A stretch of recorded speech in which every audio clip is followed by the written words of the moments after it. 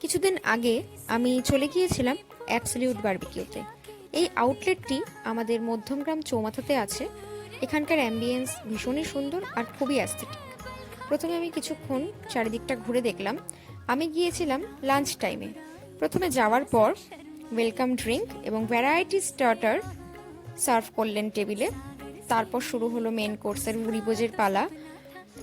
বিরিয়ানি, পোলাও থেকে শুরু করে চিকেন, মাটন, মাছ, ডিম সব কিছুরই একটা বিশাল সম্ভার।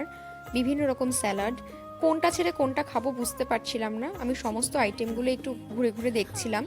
এছাড়াও রয়েছে বিভিন্ন রকম ভেজ আইটেম, সেগুলো তো আমি দেখলামই না, কারণ আমি বেসিক্যালি নন ভেজ পার্সন। তারপর আমি টেবিলে এসে বসলাম আর আমার পছন্দের বিরিয়ানি, পোলাও, চিকেন সব কিছুই অল্প অল্প করে টেস্ট করে নিলাম।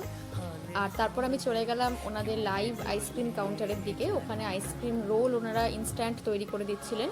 তো সেখান থেকে একটা রোল নিয়ে একটু টেস্ট করে দেখলাম। প্রত্যেকটির টেস্টই অসম্ভব সুন্দর ছিল। বিভিন্ন রকম ডেজার্ট আইটেমও ছিল। এটাই ছিল ওখানকার লাঞ্চ আইটেম।